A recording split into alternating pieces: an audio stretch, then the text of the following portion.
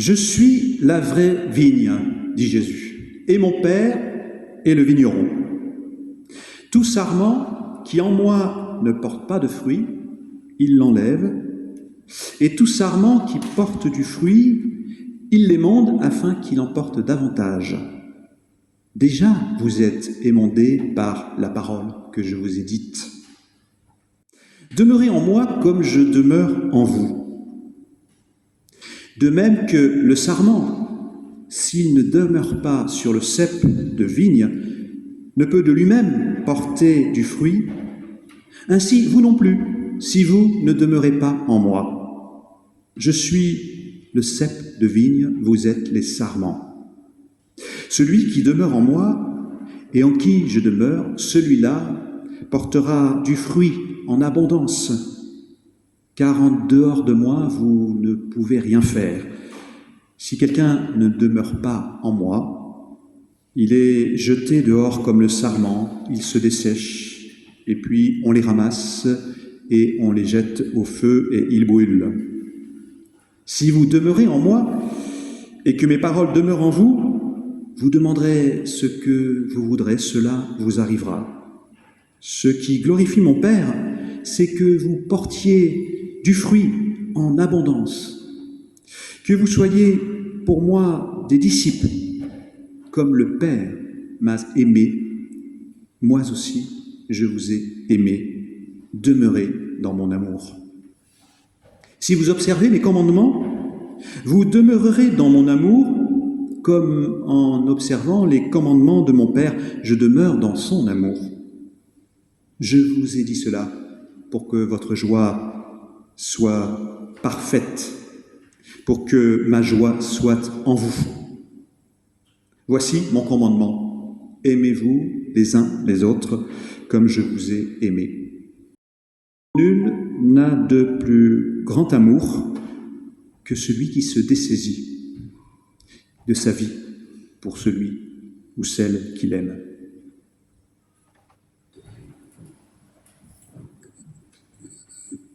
Eh bien oui, aimer, ce n'est pas facile. Enfin, tout dépend de quel amour on parle. Car être attiré par quelqu'un, se découvrir des intérêts communs, des affinités avec lui ou elle, avoir envie de passer du temps avec lui ou elle, ça, ce sont des sentiments que nous éprouvons facilement à l'égard de certaines personnes qui deviennent alors des amis, et parfois davantage. Mais aimer de cet amour dont l'évangile de Jean nous parle, oui, aimer de cet amour défini par le mot agapé en grec, c'est-à-dire un amour qui n'est pas sélectif, un amour qui ne se limite pas à quelques heureux élus, un amour qui s'adresse à chacune et chacun, quel qu'il soit. Ça, c'est une autre affaire. C'est plus difficile à vivre. Oui, nous constatons tous les jours, en tout cas moi, combien il est difficile d'aimer chaque personne que nous côtoyons, même parfois celles et ceux qui font partie de notre proche entourage. Ce n'est pas facile. Ce n'est pas facile parce que parfois nous sommes trop préoccupés, envahis par des soucis personnels, ou bien parce que nous avons un a priori défavorable, ou encore parce que nous ne sentons pas que le courant passe. Bref, il y a une multitude de choses qui peuvent entraver la relation, faire obstacle. Alors nous mesurons notre incapacité à aimer vraiment. Et parfois nous nous en désolons. Et voici que Jean nous demanderait de devenir plus performants, de produire du fruit à tout prix. Pour que la récolte d'amour soit bonne, il faudrait alors éliminer les non rentables, les sarments qui ne produisent plus, les sarments inutile. Est-ce que c'est cela que Jean préconise? Est-ce que Jean voudrait nous entraîner dans une compétition où il n'y aurait de place que pour les meilleurs, c'est-à-dire pour ceux qui produisent les meilleurs fruits, ceux qui sont les plus efficaces en amour, et malheur à ceux qui n'y parviennent pas? Non, je ne crois pas que cela soit ce que Jean veuille nous signifier ici. Avec cette métaphore de la vigne qu'il a entendue de Jésus, d'abord je remarque que Jésus n'est pas extérieur à la vigne.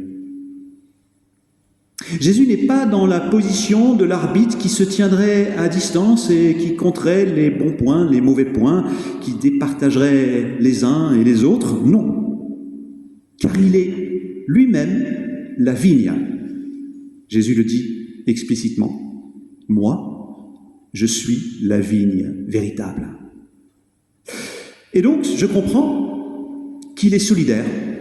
Il est solidaire des sarments. Il est solidaire des sarments quoi qu'il arrive. Il est solidaire jusqu'au bout. Même dans les périodes de sécheresse, de stérilité, même quand les sarments ne produisent pas de fruits, il reste solidaire. Moi, je suis la vigne, la véritable, et mon Père est le vigneron. Oui, j'entends aussi dans cette phrase une invitation à nous en remettre au savoir-faire du vigneron. Oui, c'est Dieu, le vigneron, qui va tailler les sarments. C'est lui qui va enlever en nous ces branches qui ne produisent pas, ces branches qui ne laissent plus monter la sève, qui ne produisent plus les fruits de l'amour. Et soyez confiants, l'émondage, puisque c'est le terme technique qu'il faut utiliser, l'émondage a déjà commencé. Vous êtes déjà émondés, déclare Jésus à ses disciples. Vous êtes émondés déjà par la parole que je vous ai dite. Voilà, mais cependant, s'en remettre à Dieu pour qu'il nous émonde, c'est pas facile. C'est pas facile lorsque la culpabilité nous assaille. Parce que nous nous disons que nous ne sommes pas de bons chrétiens, nous ne sommes pas suffisamment productifs en amour du prochain. Nous avons du mal avec certaines personnes qui, alors, leur manière d'être nous agace parfois, leurs défauts, leur manière de se comporter, sans parler des personnes avec lesquelles nous sommes en conflit. Alors, oui, nous nous en voulons de prêcher l'amour sans toujours parvenir à le vivre en acte, à le traduire en acte. Et que reste-t-il de l'amour s'il n'y a pas d'acte? Que reste-t-il de l'amour sans le sourire, sans un regard attentif, accueillant, sans une main tendue, solidaire, sans une parole qui demande pardon ou qui pardonne? Alors nous nous en voulons. Nous nous en voulons et nous nous refermons sur notre amour-propre blessé. Au lieu de nous en remettre à Dieu, au lieu de lui confier tout simplement cette difficulté qui est la nôtre en toute humilité. Alors peut-être, le premier émondage dont nous avons besoin et qu'il nous faut demander aux vignerons, c'est de nous libérer de la hantise de produire des fruits à tout prix. En effet, la vigne de Dieu n'a rien à voir avec une entreprise cotée en bourse qui serait contrainte de licencier les salariés qui n'ont pas une productivité suffisante. Non, dans cet enseignement de Jésus, je n'entends pas d'injonction à produire à tout prix, même si c'est important de produire des fruits.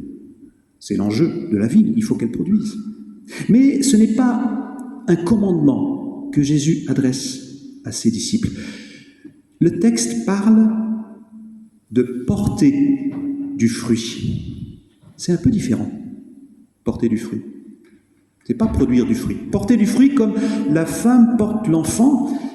L'enfant n'est pas sa production à proprement parler, mais l'enfant, elle l'accueille en elle, elle le porte. Alors c'est le désir, en fait, c'est le désir du vigneron que le sarment porte du fruit, bien évidemment. C'est donc lui, le vigneron, qui a le souci de la récolte. Et c'est au sarment simplement de consentir à se laisser émonder, à se laisser tailler. Se laisser émonder, se laisser tailler de ces branches parasites qui ne laissent plus la sève monter vers le soleil, se laisser émonder de ces obstacles intérieurs, comme la culpabilité, ou bien l'autosuffisance, ou bien, mais c'est la même chose, la volonté de s'en sortir tout seul. Oui, c'est, je crois, le deuxième émondage dont nous avons besoin, accepter de dépendre de Dieu et de son amour. De cet amour sans lequel nous ne pouvons pas aimer, dit Jésus ici. Accepter d'aller puiser en lui cette sève dont nous avons besoin pour ne pas nous dessécher, pour ne pas nous épuiser en amour. Tout cela est exprimé dans deux petits mots qui reviennent comme un refrain dans le texte de Jean. Ces deux mots, c'est « en moi ». Demeurez en moi et moi en vous. Jésus ne cesse de le dire, en particulier dans ce chapitre. Oui, entendez bien, Jésus ne nous demande pas de produire à tout prix du fruit tout seul, en nous débrouillant avec nos propres moyens, nos seules ressources. Sa seule demande, ici, c'est que nous demeurions en lui. Comme le sarment demeure sur le cep de vigne pour y puiser ce qui le fera grandir et produire. Je cite, le sarment ne peut porter du fruit à partir de lui-même. S'il ne demeure dans la vigne, séparément de moi, vous ne pouvez rien faire. Donc, encouragement à accepter de dépendre de lui, sachant que cette dépendance n'est pas castratrice ou infantilisante. Je crois que c'est une dépendance qui est féconde, parce qu'elle nous donne de grandir en amour et en responsabilité. Et puis, troisième émondage dont nous avons besoin, renoncer à se servir d'autrui, à se servir de son prochain pour servir ses propres intérêts. Autrement dit, renoncer à instrumentaliser autrui. Et tout cela est dit dans le mot agapé. Comme je vous le disais tout à l'heure, l'agapé, c'est une forme d'amour particulière. L'agapé, en effet, ce n'est pas ramener autrui à soi, mais c'est se décentrer de soi pour aller vers autrui. L'agapé, c'est le mouvement exactement inverse de la manipulation. C'est le don de soi qui l'emporte sur la captation d'autrui. Cela peut nous sembler une évidence en théorie, mais en pratique, pas si facile à vivre. Combien de fois sommes-nous tentés d'utiliser autrui pour arriver à nos propres fins, pour satisfaire nos propres besoins? En plus, dans un monde qui souvent valorise le chacun pour soi et la concurrence. J'ai cependant, m'est venu à l'esprit tout récemment, un exemple concret qui valorise la coopération plutôt que la concurrence. C'est l'expérience de l'habitat partagé, ou du béguinage, qui se développe ici ou là dans certaines villes, en particulier à destination des personnes âgées ou en situation de handicap, mais pas seulement.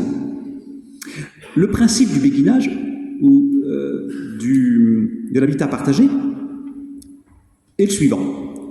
Au lieu de construire des logements séparés les uns des autres ou des maisons individuelles qui seraient entourées de murs et de haies, On aménage des logements qui communiquent les uns avec les autres, des logements où il y a bien sûr des parties privées, mais aussi des espaces communs. Et bien sûr, au-delà du fait de construire l'équipement qu'il faut, il s'agit aussi après de définir une charte pour réguler le vivre ensemble, pour favoriser la coopération, l'entraide mutuelle, la solidarité entre générations. C'est ainsi que dans un même pâté de maison ou dans un même immeuble qui vise cet habitat partagé, il peut y avoir des personnes âgées, des jeunes, des actifs, des retraités, qui se rencontrent régulièrement, qui s'entraident, et les capacités des uns venant ainsi compenser les incapacités des autres. C'est en quelque sorte une interdépendance qui n'est pas subie, mais qui est pleinement assumée. Alors c'est un exemple parmi d'autres, mais que je vous invite à recevoir aussi comme une parabole qui peut-être vous donnera à l'esprit d'autres exemples. Et pour ma part, je pense aussi à notre vie paroissiale, à tous ces moments de partage communautaire que nous vivons le dimanche ou en semaine. Vivre en habitat partagé, vivre en paroisse, oui, c'est vivre une interdépendance assumée, où chacune est lucide sur ses compétences, mais aussi sur ses limites, sur ses incapacités. C'est accepter d'avoir besoin des autres, c'est vivre dans la joie de donner sans compter et aussi de recevoir en abondance, bien souvent, en retour. C'est apprendre le partage, où chacun s'efforce de se décentrer de lui-même pour porter attention à autrui. Vous l'avez compris, dans l'évangile de Jean, ce n'est pas simplement une charte, une règle de vie, une philosophie, mais cela s'enracine dans la foi en celui qui est tout amour. D'où l'image du cep de vigne, sur lequel sont branchés les sarments, et qui sont reliés les uns aux autres, ces sarments, parce qu'il y a le cep qui les porte. Alors puissions-nous aussi, chacune et chacun, rester branchés sur celui qui nous a aimés jusqu'au bout.